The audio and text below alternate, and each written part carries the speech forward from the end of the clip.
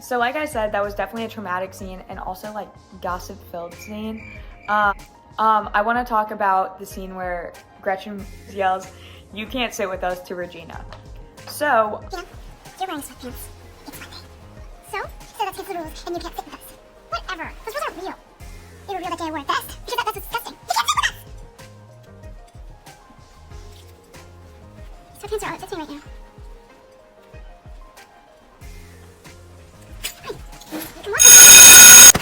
fits me right now. Can't sit with us. So, Gretchen kind of did this as a way to get back at Regina. I don't want to psychoanalyze Gretchen, but I also do want to mention the fact that her dad was the inventor of toaster strudel, and it is implied throughout the movie that he's not around a lot. So I think in Gretchen's like way of getting back at Regina, it's just how she deals with things, because like, let's say she's mad at her dad's not around a lot because he's out there inventing toaster strudel. So I feel like it was a lot of pent up anger, and I think that if we had trauma education in schools, especially with like, you know, honestly any kid with any background, that it could have made the way that she encountered Regina or confronted Regina a lot different without, you know, hurting her feelings or embarrassing her or, you know, kind of fat shaming her in a sense. And that's what we're gonna lead to the gossip on it. Okay, so this was probably definitely a negative gossip, I would say. I mean, maybe somebody could turn it out to be positive, I'm not sure, but I would definitely take the negative lead on this, that Gretchen doing this, telling people she's getting fat or whatever she wanted to say about Regina, definitely was not the best way to handle the situation, let alone the gossip of it was just mean. It probably hurt Regina a lot. I mean, I think she did, some of it she kind of like came back from, or maybe that was from the other people who were trying to sabotage her, but not the point. Well, I know a lot of people, able to, like a lot of people said this scene was like, oh, like Regina, she deserves this, right? Yeah, but nobody deserves that. She didn't learn her lesson, so I think that the gossiping on this end was definitely just, it was just mean, saying mean things about somebody that were actually true, because wasn't she kind of getting bigger? Yeah, because they were feeding her those bars. So it would be considered gossip, but it was just mean. So yeah, it's called Mean Girls for a reason. It was not helpful in any way whatsoever.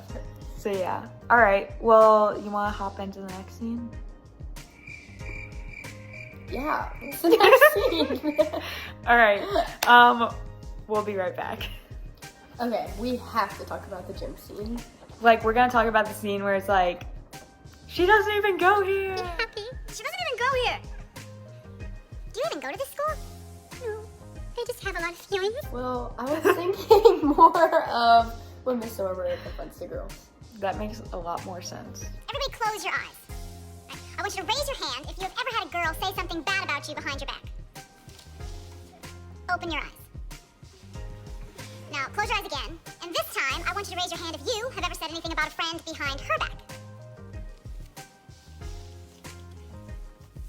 Open. Start us off? Yeah. So in this scene, there's a lot of building up to the scene and in the scene, because it starts with like Miss Norbury. She's talking to the whole entire junior class, but just the girls in the class.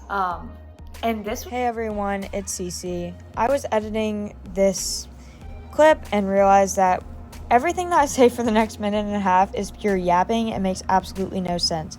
So I wanted to come on here and clarify what I meant to say and relate it to my essay.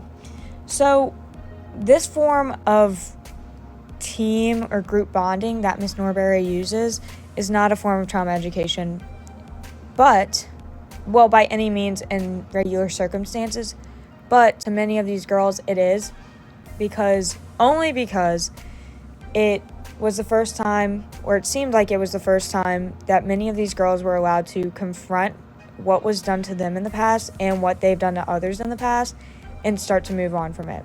This is not a form of trauma education that I mentioned in my essay. I actually don't think this should be used for trauma education purposes at all. But I'm going to let y'all return to the original audio. Bye! Because a lot of trauma has come from high school, and not just in the movie. Like, it's just, that's what made it so realistic, was because there were so many, like, things that, like, people in real life have dealt with, so. You know, now on to Halle's piece on that scene.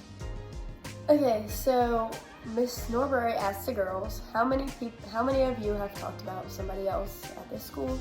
They all raised their hands. So basically, everyone was able to accept that. Yeah, I've gossiped about somebody else. I've spread their information.